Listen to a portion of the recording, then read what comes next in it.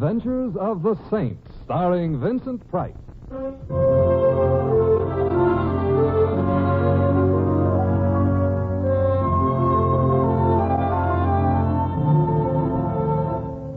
The Saint, based on characters created by Leslie Charteris and known to millions from books, magazines, and motion pictures. The Robin Hood of modern crime now comes transcribed to radio, starring Hollywood's brilliant and talented actor Vincent Price as The Saint. Coming. Mr. Templar. Yes? Let me in quickly. All right. My name is Claire Gordon. Well, I can recommend that chair. I don't have time, Mr. Templar. I want to confess. Confess what? Murder. Huh. Well, maybe I'd better take the chair. You're quite serious? Well, of course I am. When anyone confessed to murder merely as a joke. It might depend on their sense of humor. However, whom did you murder? My husband. I see. You don't believe me. I have no reason to believe or disbelieve. But I did kill him. All right. You ought to do something about it. Mrs. Gordon, I can think of many reasons why a woman might want to kill her husband. In some instances, she actually does. But I can think of no reason why she should come to me and tell me about Well, it. I had to confess to somebody. Well, you could have chosen the police. Oh, they're so vulgar. Murder is not a monopoly of the upper classes, nor is it in itself an especially refined activity. You don't understand. Before I married Jim, I was Claire Wheelock. Of the something or other Wheelocks, no doubt. Still, I absolutely refuse to go to some poky, dirty little police station. Some of them are quite large, and I understand clean from time to time. Tell some grubby little man all about my personal affairs. Murder, according to the statutes, is a public affair. I think you're nasty. I'm only trying to be reasonable, after all. I've heard you weren't always reasonable when beautiful women were concerned. Oh, that's true only on Shrove Tuesday. Oh, I despise you. Hey, wait, maybe today is Oh, no, it's Sunday. Hey, she could be coming back to make an appointment for Shrove Tuesday. No. You're Simon Templar? I'm afraid I am. You seem to object? Why was my wife here? Your what? Wife. And don't try telling me you didn't know she was married, you low individual. I think you'd better tell me about myself inside, huh? Now then, you are... James Gordon. And my wife was just here. How do you know? I saw her leave. Are you going to try denying it? Well, not if you saw her just leave. Oh, that's good. Now, if you don't mind, I'll take my coat off. You're warm? I'm about to beat your brains out, you know. Watch your language. And why do you think your wife was here? Pretty obvious, isn't it? I don't know. After all, I never met your wife before. Furthermore, Mr. Gordon, you're dead. Are you being whimsical? I'm only trying not to make a liar out of your wife. She told you she was a widow. More or less. Actually, she came here to confess. Are you trying to pull my leg? I've always thought that a highly overrated indoor sport, except, of course, in the right company. She came here to confess to what? To murdering you. What? Apparently, her confession was premature. If, that is, you really are James Gordon. Well, thanks for the premature. And, of course, I'm James Gordon. Who else would I be? Shall I guess? No. No, you can take a look at my wallet. Oh, thank you. Driver's license. Blue Shield medical plan card, dated. Oddly enough, only a week ago. What's odd about that? Apparently you don't expect to die. You are James Gordon. Well, thank you. Now, would you like to tell me why my wife was here? She came to confess to your murder. You know, Mr. Templar, I think I'm beginning to believe you. Fine. Keep working at it. Claire is eccentric. If you say she told you she'd murder me, well, she must have told you. She did. But why? I'm not dead. Therefore, she didn't murder you. Then why did she make such an idiotic confession? Wishful thinking, perhaps. No, just a Or minute. perhaps it was only anticipation. Oh, excuse me. Hello? Mr. Templar. Louis. A half an hour ago you called for a cab. A half an hour ago I arrived. A half an hour ago I was still warm. I am now understudying an icicle. Oh, Louis, I'm sorry. Come upstairs and thaw out. I've had company. A blunt? To start with, What are you up to now? her husband. I'll come up. I'll bring a large wrench, too. That won't be necessary, Louis. Bye. Mr. Templar, what you said just before, you mean perhaps she intends to murder me. But why should she want to? She came to confess, not to confide in me. I'd better run along. Get hold of Claire and Well, I'm sorry I bothered you, Mr. Templar. Oh, it's all right. Thanks for your patience. Forget it. Goodbye. Bye. Well, so much.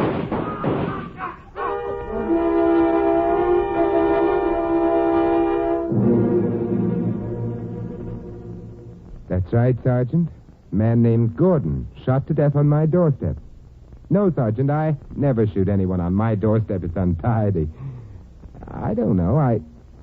Look, Sergeant, I have an idea. Why not drop in and see for yourself, Sergeant was quick. Come in. Hi, Mr. Templar. Oh, Louis, I forgot you were coming up. You warmer? Yeah, a little bit, thanks. Friend of yours? Who? The gentleman who's laying down dead outside your door. No, we'd barely met. Oh, well, that's nice. You ready to leave now? I'm afraid not. I have to wait for the police. That's too bad. You know, the guy might be a conservative dresser, but I don't think he does credit to your doorstep. Oh, I wouldn't say that. His name is James Gordon of the, Gordon. Oh, well, that's different, yeah. Did he kill himself, or did somebody help him? I don't think he killed himself, Louis. Why? Well, he'd just taken out a Blue Shield card. Oh, planning for the future, huh? Yes, it also means he expected to have a future. Louis, while we're waiting, would you look up James Gordon in the phone book? Okay. But I could tell you now he won't answer the phone. I want his address. But he's moving. It's going to be the morgue. But his wife will still be there. Oh. Oh, here it is. 12 Seven Oaks Drive. Yeah, it's a very high-class neighborhood. A very high-class wife. Maybe I ought to run home and put on my white tie. Don't be silly, Louis. Under the circumstances, the tie should very definitely be black.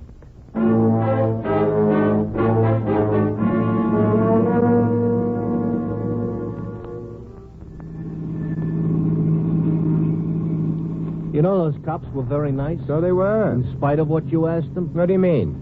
You asked them if somebody confessed to murdering James Gordon. So I did. Yes, so don't you think it's a little early for a confession? Louis, you don't understand. You see, in this particular case, the confession was made before the murder. Oh, well, that explains That explains nothing. Louis, Mrs. What? Gordon visited me just before Mr. Gordon did. Uh-huh. No. No? No. What she did do was confess to murdering her husband. Yeah, but he was still alive. That's right. Maybe she's got clairvoyance or something. Oh, 12 Seven Oaks Drive, Mr. Templar. Good. Yeah. Should I wait? You'd better come with me. Okay. Except but why? Well, I have a feeling I'll need a witness. Oh, so you really don't know Mrs. Gordon very well. Well, if her confession was true, I don't want to know her at all. But it couldn't have been, huh? Except maybe it was, huh? Yeah, that's one way of putting it. Sure. And that's a way nobody understands, too, me included. Good evening, gentlemen. Boy, is he half wrong. Good evening. We should like to see Mrs. Gordon. Come in, please. Whom shall I say is calling? Who? I beg your pardon. Who shall I say is calling? Better grammar. Listen, Bud, for what I dragged down here, whom is good enough. Oh? Oh, the Gordons don't pay well? If you are referring to recent history, the Gordons don't pay, period. Oh, they're having financial difficulties, huh? No, they ain't having no difficulties on account they ain't got no finances. Explains the hospital plan, and you'd better slip your English accent on and announce us. I'm Simon Templar. This is Louis. Yeah, hi. Very good. Since when is Brooklyn growing butlers? Louis, the Gordons have been in trouble. Mr. Gordon ain't. Not anymore. About Mrs. Gordon. Mrs. Gordon will see you. This way. Oh, thank you. Not only will she see you, but you'll see her. Looking at it objective, you're getting the break. She is quite a dish. Sir, you are speaking of the woman Mr. Gordon loved. Who says? That's the door. She's on the other side. Hey. You might open it for us. What's the matter? You broke an arm or something? If he ain't careful, they're going to send him back to Brooklyn. Mrs. Gordon? Yes? Of course, it's been a little while since we last met, but... Since we've what? Met. We haven't met. We haven't... If we had, surely I'd remember, Mr. Templar, I believe my butler said. We met at my home within the last hour. Well, I'm sure you have a very charming home, but I was never in it. Well, I may be able to refresh your memory if you'll be patient with me. You came in order to confess. Confess? What? The murder of your husband. Mr. Templar, if this is some kind of joke, I'm not okay. then it's not in the best of taste. Besides from everything else, my husband happens to be alive and in splendid health. So you see, I couldn't very well have confessed to any such silly thing. Mrs. Gordon. Yes? Your husband's health is no longer what it used to be. He's dead. Dead? Jim? Yes, Mrs. Gordon. Oh, no. No. Mr. Temple, she's going to faint. This letter. She did faint. Mr. Temple, King Arthur would never have let you sit down at his round table. I couldn't afford to be chivalrous, Louis. I had to make sure her faint was... Oh, you thought you might be putting on an act? Yes. However, from the way she fell... It wasn't no act, huh? No. Could that mean that the rest of her story about never being in your apartment and confessing that that's also true? Hardly. Well, then maybe she's a twin. No. Oh, why not? Too easy. Come on, help me put her on the couch. Yeah. You think maybe she's just plain nuts? Perhaps, or perhaps, and I quote a playwright of some insight, there's a method in her madness. Here she's coming too. The butler can look after her. Come on along. Louis. Okay. Think you guys can find the front door? Oh, yes, we brought our compass.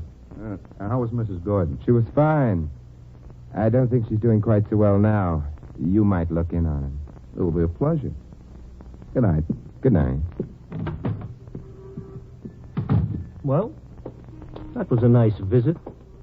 Of course, our hostess happens to faint, but where are we going now? Maybe we could make somebody else faint. Huh? No, your cab, first of all. And then... Yeah? we wait.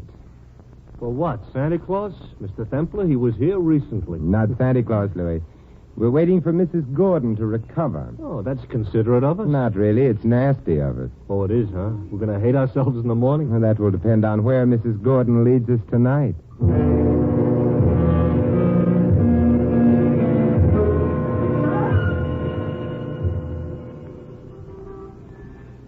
Well, she ain't in no hurry.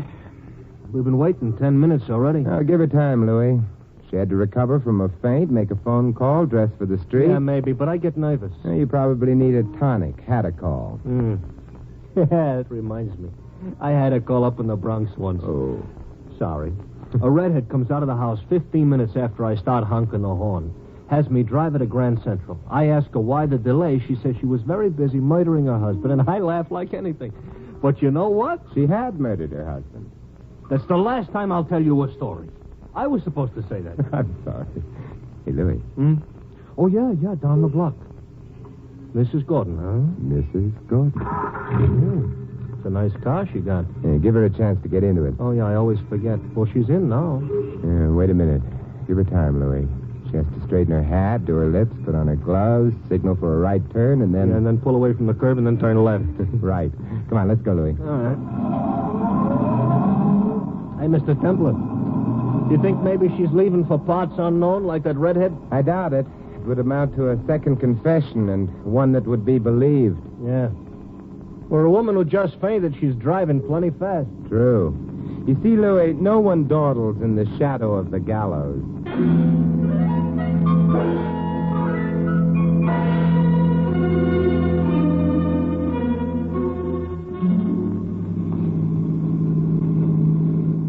Hey, she's pulling up in front of that park entrance. We'd better stop here. Out, huh? Out. She's heading into the park. We follow her, huh? Yes. Strange. Maybe she's just a nature lover, Mr. Templar. At this hour of the night? Well, as the law says you gotta love nature only in the daytime. It isn't love which brings her here. Careful, Louis. She's stopping. Yeah. Near the lake.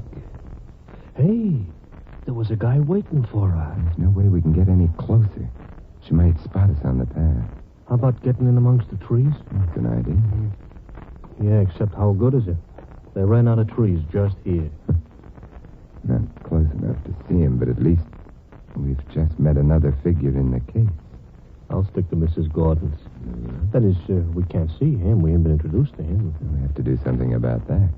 Hey, Mrs. Gordon is scrambling. Coming back along the path. We stay where we are. Look, she's almost running. Yes, probably on very good advice. Huh?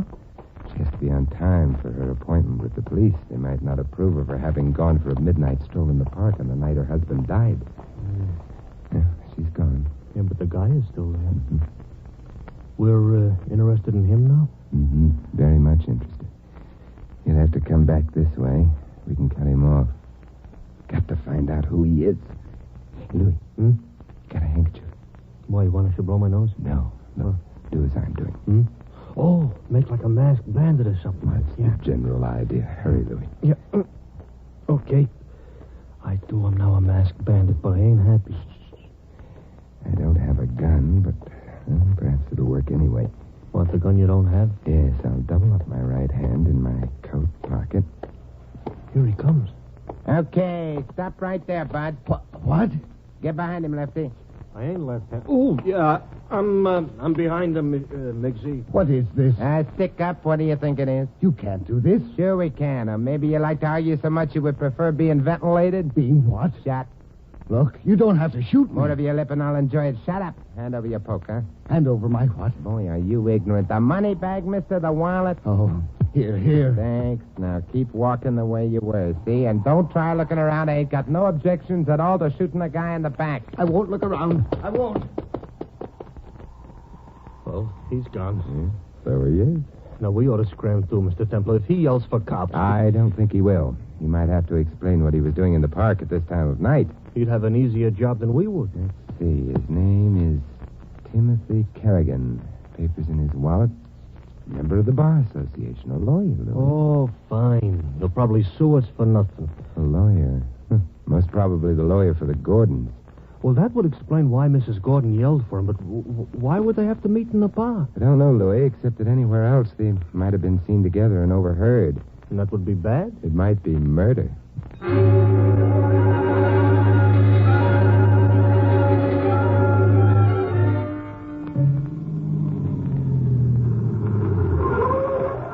Well, here's your house, Mr. Templar. Yes, Louis. Gonna go to sleep? I imagine so. Nothing to be done tonight, so far as I know. Yeah. Well, anyways, now we got 3 suspects instead of 2. 3? Yeah, Mrs. Gordon, Kerrigan, and the butler. The butler is never guilty, Louis. Hey, how about coming up for a drink? What was that you said? Come on, let's go. Yeah. Hey, Mr. Templar. About butlers. Maybe this one ain't guilty, but sometimes one could be, huh? That's true, but the one we met tonight is too charming a character. Yeah, don't look now, Mr. Templar. Keep walking. But your charming character is carrying around a young cannon. Good evening. How's butling these nights, huh? Go on. Inside the apartment. With pleasure. Now, hold it. Nobody move till I put the light on. Okay. All the way in. Now, sit down, both of you. Courtesy? No, you can't jump me easy sitting down. Intelligent. We, sit. As for you, you're either an idiot or, in love. It's the same thing. I didn't come here to make conversation with you, Templar. Why did you come? To make sure you forgot about Mrs. Gordon's confession. An idiot in love. That's got nothing to do with you. Suppose I refuse to forget Mrs. Gordon's confession. You'll forget it, either by agreeing to or by being dead. You want me to promise to say nothing of the confession to the police? That's right. Well, suppose I do promise, and then you leave, and then suppose I don't keep that promise. No, why do you have to bring that up? I come back. And kill me then? Oh, what good would that do, Mrs. Gordon? All right, if what you're getting is it that the only way I can be sure is by killing you, then How much was Mr. Gordon's life insured for? $100,000. Boy, how did you know? There had to be a motive for his death. A motive that would place Mrs. Gordon in danger of being considered likely to have murdered her husband. The Gordons had no money. Insurance was the most probable motive in existence. Kerrigan handled the Gordons' finances? Yeah. Mrs. Gordon is in love with Kerrigan, isn't she? No. I think yes. Who cares what you think? All right. Let's find out how innocent Mrs. Gordon is. Look, pull the window shade down, Front window. Pull an armchair over to the window and sit in it. Why? You'll then be silhouetted prettily for the benefit of anyone outside in the street. The drawn shade will make it impossible for you to be identified exactly. Your build is much the same as mine.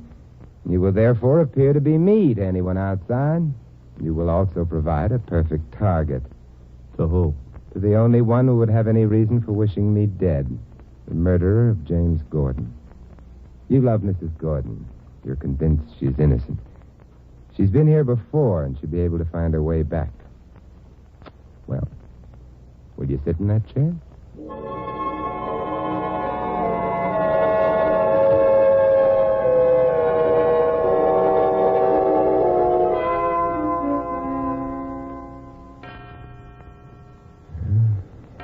2 in the morning. And by this time, the police would long have reached Mrs. Gordon. They're probably finished with their preliminary questioning. She could plead sleepiness. They'll have left the Gordon home, allowing 15 minutes to get here. She should be arriving at almost any moment. Shut up. Well, naturally, you're not worried. Perfect target, though you make. Yeah, and besides, Mr. Templar, even if she does shoot him, he'll be killed by the woman he loves. What more could a guy want? I told you to... Yes, you were saying? That car. Yes, I heard it. It doesn't have to be her. But I'm sure it is. High heels. Well, Mr. Butler? I'm getting out of here. He dives very nice. And in time. I wonder, with no ready-made target for her, what will Mrs. Gordon do? You better get in the next room, huh? Yeah. Okay. Oh, Louis, will you open the door? Oh, I don't mind if you do. I wouldn't like to get shot on your doorstep. It's no way to appreciate your hospitality. I'll get it. Hello, Mrs. Gordon. Oh, you're not alone. No, that's Louis, remember? But better remember inside, All right. Send him away. Oh, I promised him a drink. He hasn't had it yet. I can't send him away. But what I have to tell you is confidential. Louis is in my confidence. Well, all right. It might turn out more convenient if you're difficult. About what? Forgetting that I was ever here before. Forgetting I came to you with a confession of murder. Sorry, but I have a remarkably retentive memory. For example, I remember a girl I used to go to school You'd with. better She- forget her for the moment. Oh, I couldn't. I loved her very deeply. How would you feel about $25,000? Oh, I love them very deeply, too. They're being offered to me for a promise to forget. Yes. And if I don't keep it? You'll sign a paper admitting your promise and acceptance of the money. That would make you an accessory. You wouldn't dare change your mind. Hey, she's smarter than Be me. still, Louis. Mrs. Gordon, you're young, you're beautiful, and $25,000 is very attractive.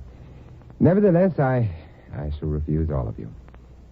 Even if... Yes, I wondered how long it would be before you produced that. And the revolver you killed your husband with? I didn't.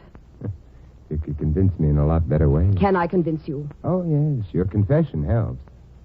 It does. Of course. Your husband's death makes you richer by $100,000, doesn't it? Yes. Otherwise, you had nothing. Well, our investments, they were unfortunate. Mr. Kerrigan handled them? Yes, he's our lawyer. So your husband handed over his money to Kerrigan.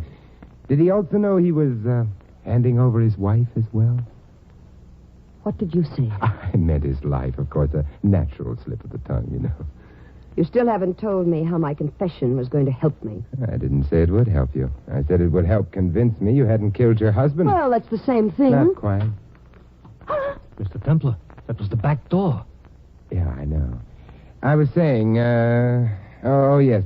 The fact that you didn't kill your husband is actually of minor importance in view of... Now would be a good time to borrow your gun. Louis, will you keep Mrs. Gordon company while I see what the boys in the back room are doing? You're all right, Mr. Templar. Yeah. It was Kerrigan. Uh-huh. I thought it would be. He didn't see me. Came into the room, headed for the door to the living room. He'd sneaked it open a bit when Is he alive? Yeah, I just got him in the shoulder. He was working in the back while she was... Yeah, that's right. Hey, Louis, What, Mr. Templar? will you phone the police? They've one wounded murderer to collect, one beautiful accessory before and after the fact. Oh, no. But of the highest class. Her butler will help her wait.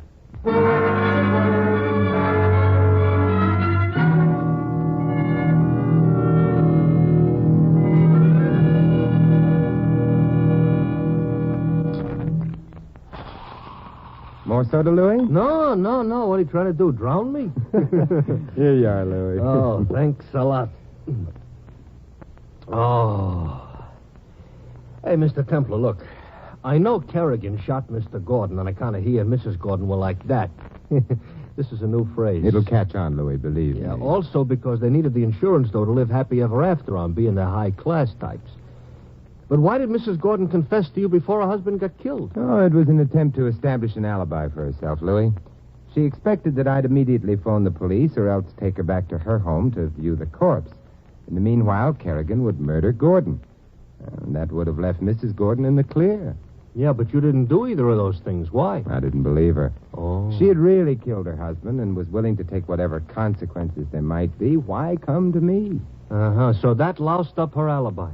Especially because her husband, instead of staying home and getting shot, had become suspicious of her and he trailed her here. Huh? And was in turn trailed by Kerrigan, who saw a natty opportunity for double-crossing Mrs. Gordon and keeping the money for himself.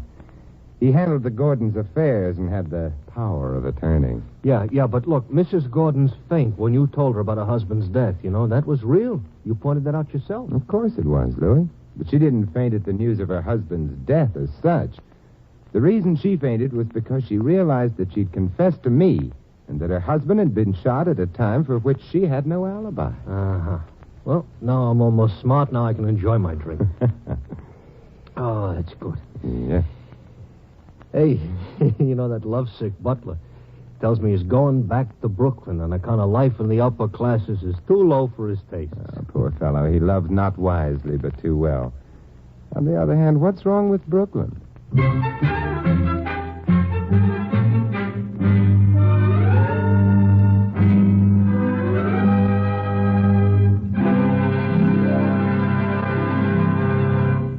You have been listening to another transcribed adventure of the Saint, the Robin Hood of modern crime. Now, here is our star, Vincent Price. Ladies and gentlemen, in our cast you heard Joan Banks as Claire and Peter Leeds as her husband. Hy Averback was the butler and Jim Nusser, Kerrigan. Larry Dobkin plays Louis. This is Vincent Price inviting you to join us again next week at this same time for another exciting adventure of the Saint. Good night.